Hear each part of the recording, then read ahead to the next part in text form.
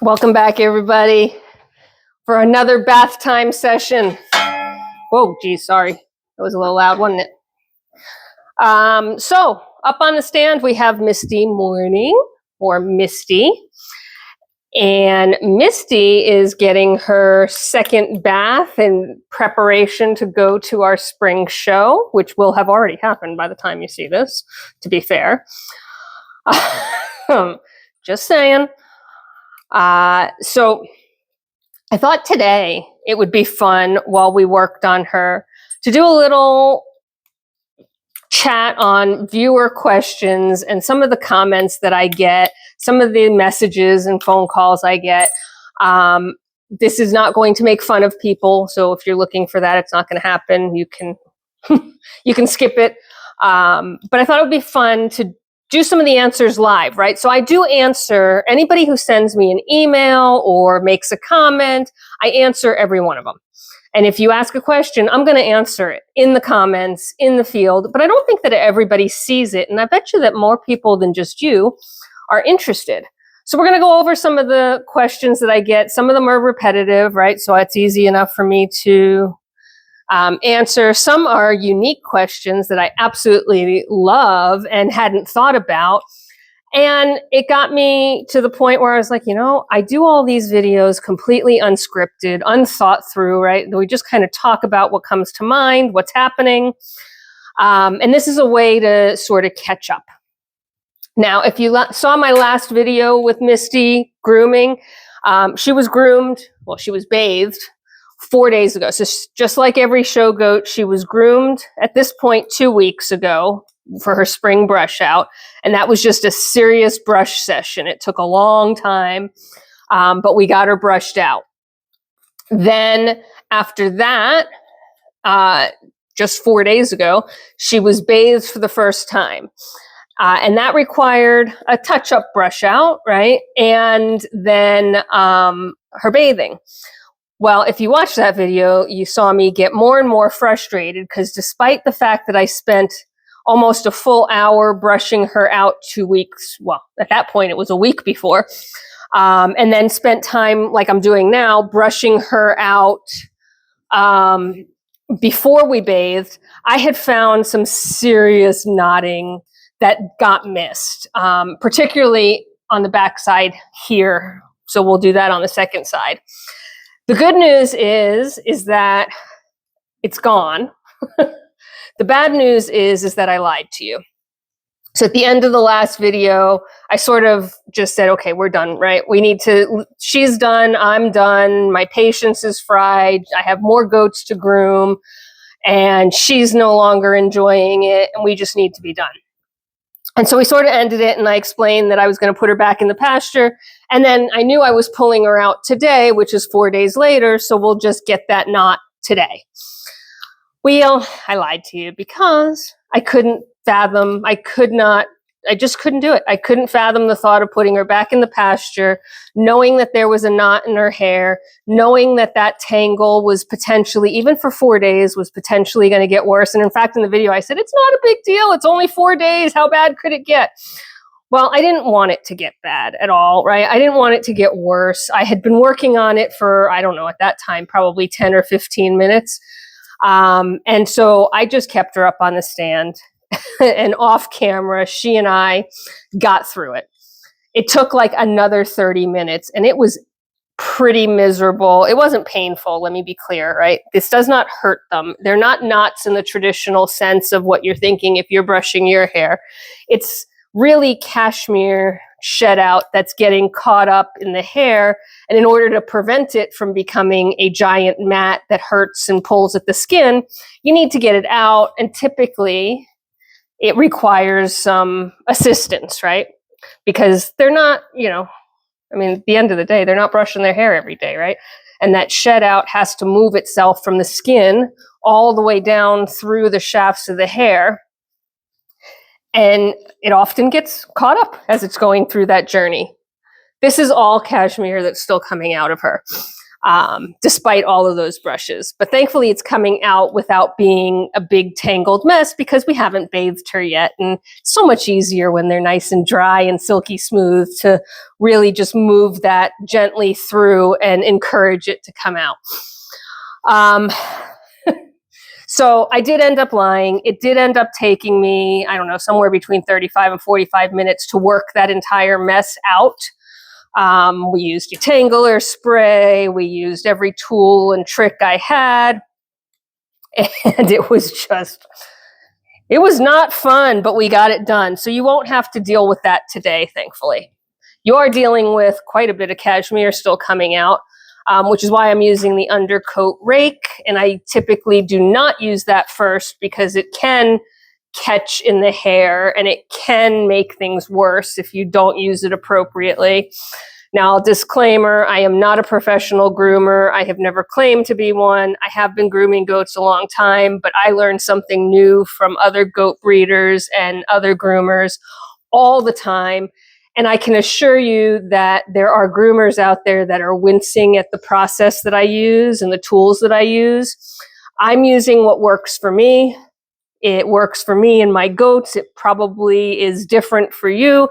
And you have to figure out what works for you. But I'm just giving you a place to start because I've figured out what works for me. Okay? Having said that, all of our products are both linked in the description box. So in the description box are links with Amazon affiliate links. I do get a couple of pennies if you make a purchase. And they are also now tagged in the video. So I think there should be a little, note there that there's products in the video. And I've tagged everyone that I can find. Not all of them are available to be tagged, but if I can, I did. And those primarily head to Chewy. And I get a few more pennies if you purchase through that link instead of the Amazon link. But of course, I also always encourage you, number one, to do your own research. You might even find a place that's cheaper or have a local store that has them where you can touch and feel. You may not love either one of those retailers, and I'm absolutely fine with that. So it's a starting point. In addition, some of these tools, like this undercoat rake, were purchased a decade ago. I'm leaving my pile of cashmere because my muck bucket that I usually put it in is way away from the stand at the moment. See, it's just coming right out. So I don't want to keep putting my head in front of the camera. As much as you may love to see me do that, it's not the most fun. Hopefully you're seeing what's happening here, right? I'm just all this loose cashmere, and a lot of it has loosened up from the previous brushings and the previous bath so that I can, quite literally, rake it out. And that's what we're doing, right? I just want to rake out as much as possible. So this rake, whoop, there goes some cashmere, was purchased probably a decade ago. And I got to give props to Conair, right? This is a top paw. This is a PetSmart brand, Conair, that was purchased a million years ago and is still going strong. I love the squishy grip on it. I don't use it very often. It's pretty much only used at this time of the year for this exact purpose. And then it does sit in my grooming kit and not get used for the rest of the year. Look how nice and clean some of that stuff is. Some of it was very dirty, but some of it's very clean. And that's why she gets 2 baths, because obviously we didn't get all of the dirty spots, or we didn't get all of the dirt off and it was caught up, right? So there's a color change there. I hope that shows up on camera. And I haven't done anything, right? We're not dyeing the goat's hair or anything or making special appearances. I'm just literally pulling the cashmere that's now loosened up out of her hair and encouraging it to slide through. And that's the end of that. All right, so we've talked enough about grooming. You guys have seen this before. So while I continue to work her over, let's talk about some viewer questions. I think my favorite question most recently that came in was, why don't I smile more? And honestly, it's kind of stopped me in my tracks because I'm like, wow, I really try and make this channel very positive. Yes, of course, we talk about hard things sometimes, but at the end of the day, the point of the channel, the whole reason I started it was to bring joy into people's lives. And you would think that would also mean that it would bring joy into my life and I'd be smiling. And of course, the only videos that I'm really on camera for are these grooming videos. I got to think, I'm like, well, I'm usually working on it, so I probably look more concentrated than more about. I can actually hear a goat peeing in the stall, and it just absolutely stopped my train of thought. So give me a second here. So I'm usually working on the goat and concentrating on what I'm doing while trying to continue sort of a running commentary and try and be slightly entertaining, so you stick around, because that's the whole purpose of this. So I think we're done here. Yay. That was quite the collection of cashmere that came out, given that this is the third round. And probably when we get to the show in 2 more days, I'll give her another, well, not probably, I will give her another brush out, but the probably part is that she will very likely have even more. She just sheds at that pace until it's all gone. So I do smile. I thought I smiled on a fairly regular basis, especially as I'm talking about silly things. But I'm also working, right? Like I am physically working and trying to maintain my goats and trying to maintain some sort of semblance of commentary. So I guess I don't smile as much as I think I should, or somebody thinks I should. So just for the record, if I'm not smiling or if I look like I'm concentrating, well, heck, even if I look like I'm frowning, it has nothing to do with my emotional state. It's more about the fact that I'm working and I'm actually trying to keep this process, 1, moving forward efficiently, but 2, also keep it so that you guys stick around, right? Some of the goals of this channel are that you stick around and watch the videos. Otherwise, why am I making them? So I am constantly in the back of my head as I'm talking, like thinking, okay, what do I say next? How do I keep this going? Is this something they want to hear, or should I shut up and change topics? Right? And of course, I have no real-time feedback, so it's always a guess. So I do smile. I am a happy person in general. I am a positive person in general. I am somebody who sees more about the good in life than the bad. I'm not going to call myself an optimist versus pessimist. I'm not sure that's the appropriate terms. What I will say is I prefer to see the good in a situation, in a event, in the moment, than the bad. And that's just the way I am. Doesn't mean that I don't recognize there's bad. There is. It just means that I prefer to see it the other way. So in general, I do smile. I am a happy person. And if I haven't smiled enough for you, I'm sorry. I do smile. All right. That was one. Another question that I get a lot of is, and I answered it in the last video inadvertently as I was talking, probably because it was on my mind, is do you have to do this level of grooming for these goats? And the answer is no. It's very short answer. The answer is no, you do not. This is grooming and maintaining a herd for show prep, for show, for earning titles, and trying to improve the breed, and also partially for marketing, right? Just to be fair, if nobody buys the babies and nobody is interested in this breed, the whole purpose of doing a livestock conservancy where we're working to save the breed is defeated. So no, maintenance on the goats, if you have a pet herd, is not this intensive at all. Okay, I promise. And I've talked about it several times in other videos, but I'll say it again. You need to trim their hooves every 6 weeks. I recommend, if you're going to trim their hooves and you get them in a place where they're restrained so you can trim their hooves, you might as well brush them out. But at an absolute minimum, it's trim the hooves every 6 weeks and brush them out twice a year, spring, fall. That's sort of the mandatory maintenance. The rest of it is nice to have.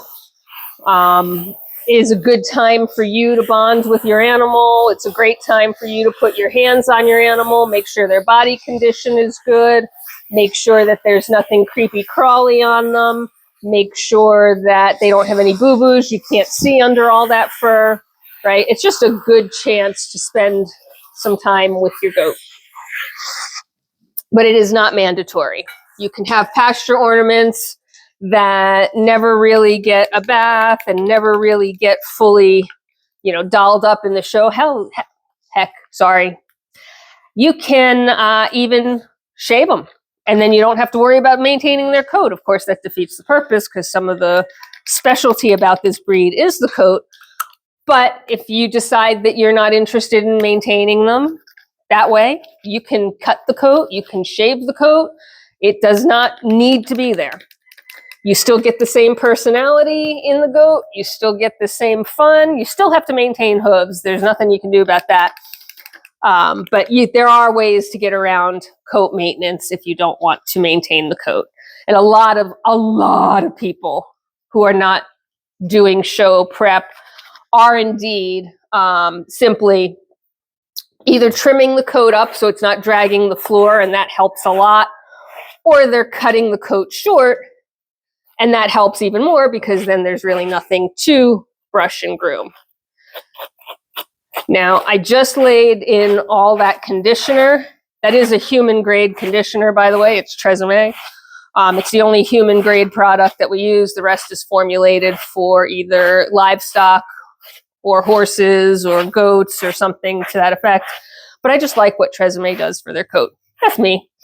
There are a lot of people who don't, and who actually, a lot of breeders who actually will not use a product like that because they think it's inappropriate. To each his own. There's no one right or wrong answer in this case, and it's not detrimental to their health in any way, shape, or form. So you make your choice based on what works for you, not what works for me. Okay, what else? Next question. Often, actually almost daily at this point of the year, I get a question about, can I use the goats to mow the lawn? And the answer is no, you can't. Will goats graze and eat grass? Yes. Are they going to mow your lawn? No. Goats are brush eaters. And you're going to say, but they rent herds of goats to clean up areas. Yes, they do, because goats are brush eaters. Brush is all that, dead branches and poison ivy and bushes and vines, not grass. So if you want something that's going to mow your lawn, you need a lawnmower. If you want something that's going to help you clear land or work on a patch of poison ivy, goats love poison ivy, they will absolutely do it. And that's why you see, herds of goats get rented, especially to commercial properties, to help maintain. They're not mowing the lawn. They are working on eating the weeds and eating the brush that has grown up. They might be pulling on ivy or vines that are, taking over an area, especially in the South, kudzu, things like that. These guys will decimate brush pretty quickly. So yeah, if you have land that needs cleared, if you have, a garden that's gotten overtaken and you want to re-clean it up, your goats can do a great job with that. If you want them to mow your lawn, not so much. The other thing, though, that's interesting, and I talk about this as we get to the Christmas season, so I've mentioned this before, but I'll mention it again, is Christmas tree cleanup. Holy moly. If you have access to donating your Christmas tree to a goat farm, or if you have goats and you have a Christmas tree, there are some rules, but they will devour Christmas trees. They love the pine needles, the bark. They will strip that tree down to nothing but a trunk depending on the size of your herd, but in no time. However, there are some rules, right? Rules. Your tree cannot have been sprayed with anything. And if you're not sure, you can't give it to your goats, right? So no pesticides, no preservatives, no fake snow, no sprays to keep it smelling good, right? It has to be an au natural tree.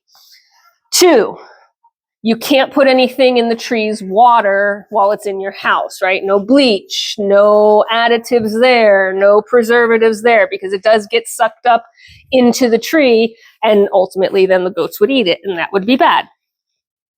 4, no tinsel. Tinsel is impossible to get completely off your tree. And again, you don't want your goats eating it. They will eat it. And while maybe it will pass through and it won't impact them, it's unlikely, right? And it's just not safe. So no tinsel. But otherwise, you do that, they will absolutely love your finished Christmas tree. Take your ornaments off, throw it out in the pasture, and watch it disappear. And then all you have to deal with is a trunk. And the best part of that is you can just cut that up and make it firewood. So all sorts of ways that goats can be helpful around the house. Certainly not lawn mowing. Okay. Let's see. What other good questions have come recently? Oh, my favorite. I get this one a lot too, especially during baby season. I need a goat for a companion for X animal, whether it's a horse, a donkey, a chicken, whatever. Or worse, and I do mean worse, can I keep the goat in the house? So very often people want to get a single goat. And they see, on the interwebs, which is where you're seeing this, so, go figure. They see that, there's goats that are best friends with all sorts of different animals, best friends with tigers, best friends with horses, best friends with dogs. And, the truth of the matter is a goat is a herd animal. And by a herd animal, that means they need the protection of multiple animals to feel safe, to feel secure, to feel content, and to really live their best life. Do you have to have multiple goats? I believe so. Now, are there goats that have lived their entire lives as a single goat next to a horse or next to another type of animal? Yes. Do those goats look like they're being besties with that animal? Yes. Why? Because they don't have other goats, right? So they're doing the next best thing because their instinct is to have a herd. They are a herd animal. They need a herd to feel safe. So yes, there are absolutely stories and people who will tell you that they've had a single goat and it's been perfectly fine and that goat lived forever. In fact, usually those goats live, 300 years because they have the best life in the world. And, then you get a phone call because that goat finally passed away and the horse lives longer or, the tiger, whatever, lives longer and you need a replacement goat. And I will tell you no. Right? I will not do that.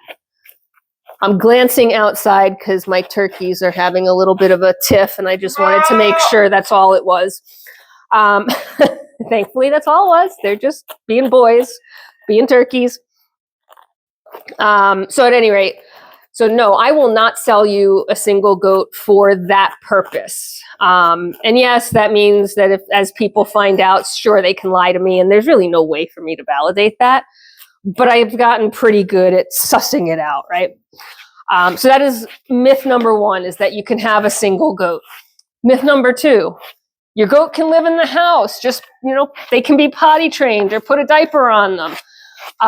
No. Just no, they can't. They're not going to be happy in the house. They're going to be destructive. They are never going to get potty trained. Goats can be trained to do tricks, but they are not going to be potty trained the way you want them to if they're living in your house. And yes, they can wear a diaper, but no, that's just not healthy for them.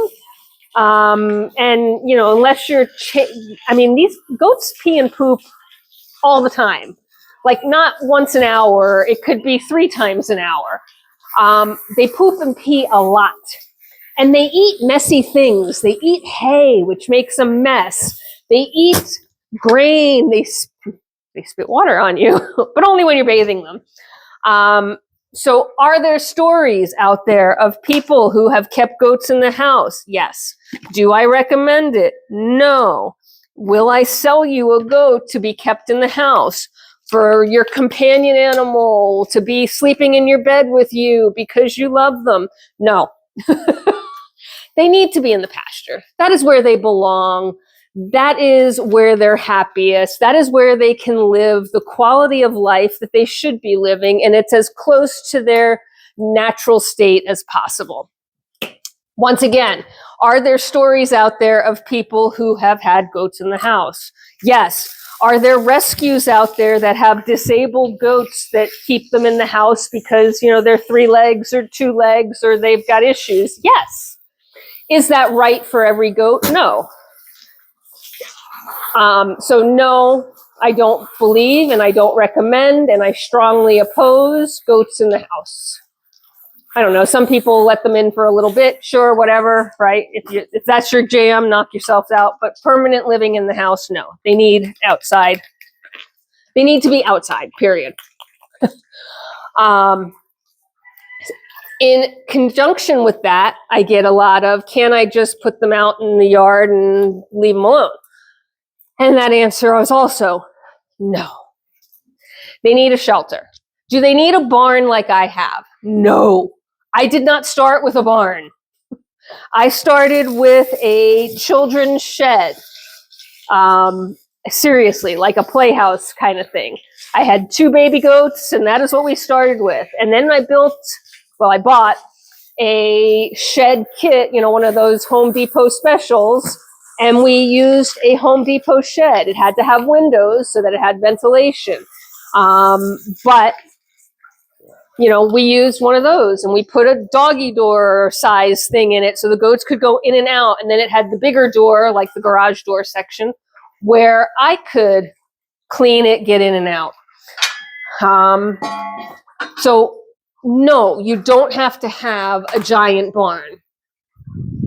A lot of places, you don't even need to have a fully enclosed area. You need a run-in, which is more of a 3-sided area.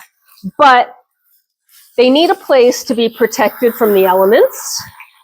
They need a place that they can be away from wind, rain, snow, if you get it, and where they can take some respite from the sun, right? They need shade, just like we do. You can't be outside 24/7.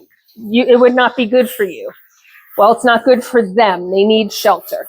I prefer a shelter that's enclosed at night just because, you know, you have predators out there, but the reality is in most areas, there isn't much that's going to take a full-grown goat. If you're living in places where you have predators that are going to take a full-grown goat, then your common sense should already know that you need a shelter beyond just a lean-to. Okay? So that is the answer to that one. Let's see.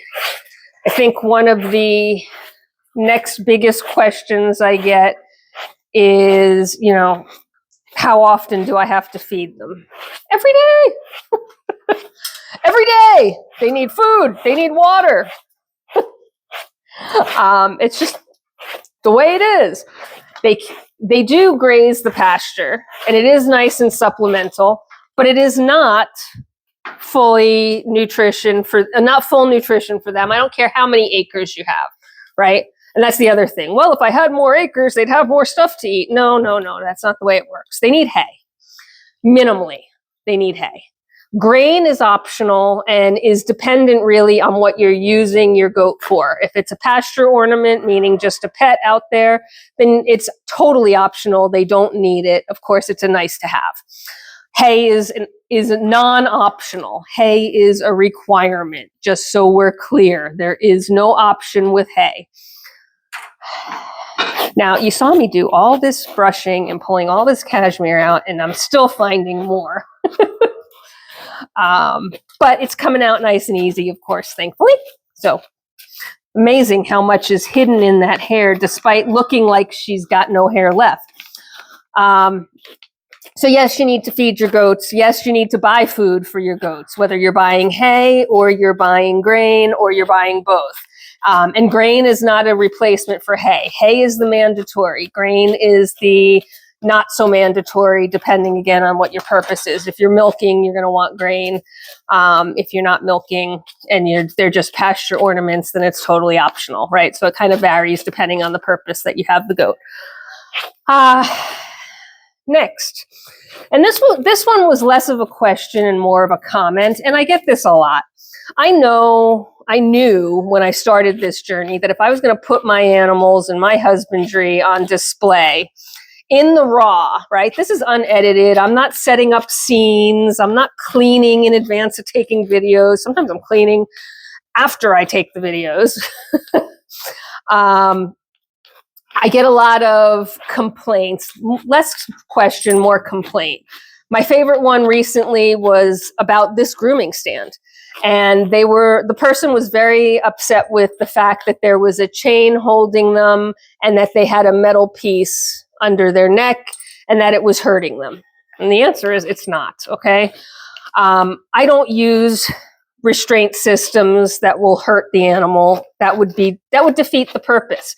If they're in pain or uncomfortable, then they're not going to stand patiently for what I need to do. And that defeats the purpose of having them in a restraint. If they're kicking, if they're dancing, right? If they're jumping, because they're not comfortable. They're not even touching this metal for the most part, unless they want to. They can absolutely rest their head on it, but they're not touching it. It's not choking them. It's not even touching their neck. Okay, I know it's hard to tell with all that hair, but it's not. The chain holding their neck or holding their head in place is, as you can tell, loose enough that they have plenty of leeway to move their head any which way they want. Up, down, left, right. They can look around. And truthfully, and you've seen it happen on my videos, they can also, if they're feeling like they want to, they can manipulate their head and get out. I don't put it on super tight. It's not choking them. It's not holding them up against anything. And that holds true with anything that I'm doing here. I've had people complain that the goat is hurt as I'm brushing them because they're doing something like Misty's doing now, kind of flinging her head and it looks like she's flinching. And the answer is, yeah, she is kind of flinching and she is kind of done.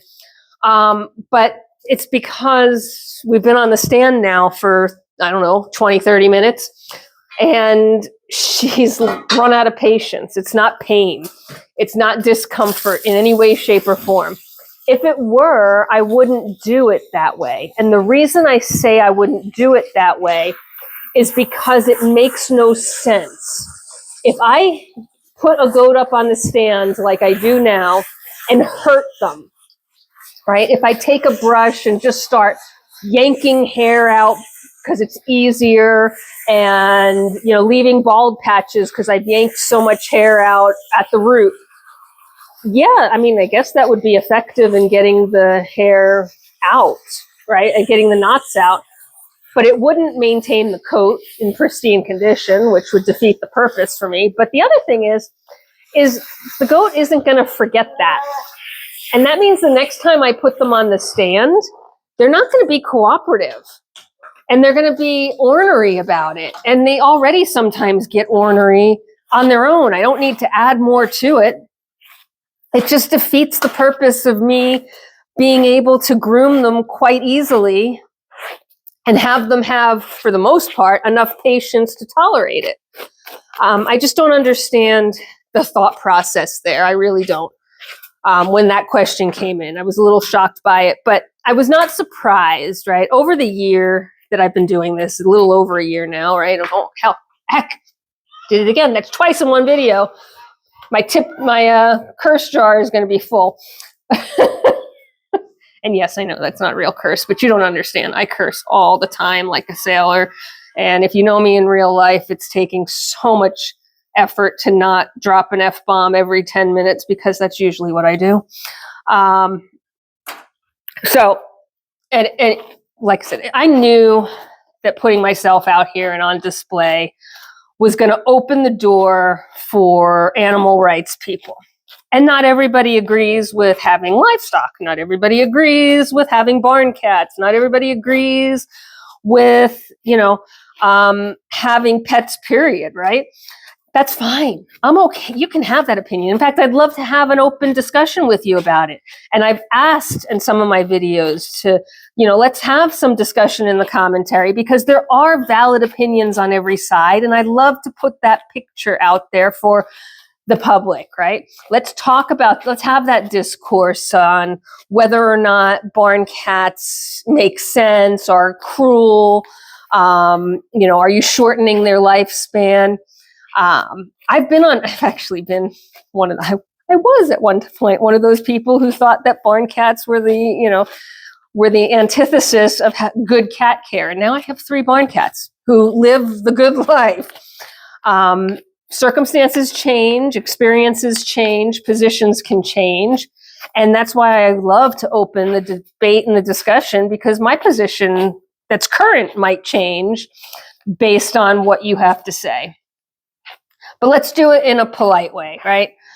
So no, you don't have to agree with everything I do. Yes, you can think what you want to think about my husbandry practices. And I really do. And I answered the one comment about this head harness situation quite openly to say, look, if you've got a better suggestion, right? Like, I'm using what I consider to be the best tools on the market at this point in time. But that doesn't mean that I know everything. And it doesn't mean that I just need to spray her down and we're going to go over one more brush and she's going to be done. But it doesn't mean that, this is the perfect solution. It is, in my opinion, the best solution that is out there right now. And if you have a different idea or a better solution, I'm all ears. I'm always looking to improve.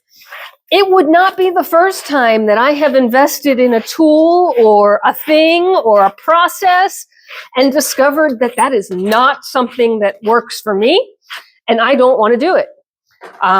This is only technically the 3rd grooming stand I own. Oh, pee. No wonder you're antsy. Don't pee on the brush, please.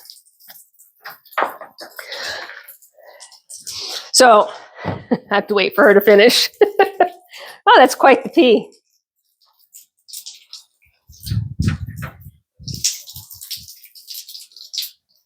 You want all that happening in your house? Don't have goats in your house. That is not diaper worthy. Oh, and it's got an unusual odor because of what they eat, right? They eat hay. So it has more of a grassy odor, but it's pretty strong when you're right on top of it. And you don't want that in your house. Anyway, going back to husbandry. So, the truth of the matter is, if you know or think you know or are positive you know of a better way to build this mousetrap or to do something that I'm doing or have suggestions, I am all ears. Please. I told you, I read every comment. I respond to every comment. And I am never going to turn down suggestions. I may not use them. They may not be something that works for me, but I'm not going to poo-poo it. I'm going to think about it. You can bet your bottom dollar, because again, I am always looking to improve what we do and to make my life easier, make life better for the animals, and if nothing else, keep things moving for you. So there's that episode of some of the questions that I've gotten in recently. Let me know if you liked that. We can do more of that, especially during these grooming sessions. If you didn't enjoy it or you didn't get this far, you won't answer the question, I guess, so that'll tell me something. And if you're still here, go ahead and hit that subscribe button, hit that like button. You can even hit share if you want to. All of that tells YouTube that other people should see our videos, and it does help the farm. Thanks for being here, and until next time, there's work to be done. Bye for now.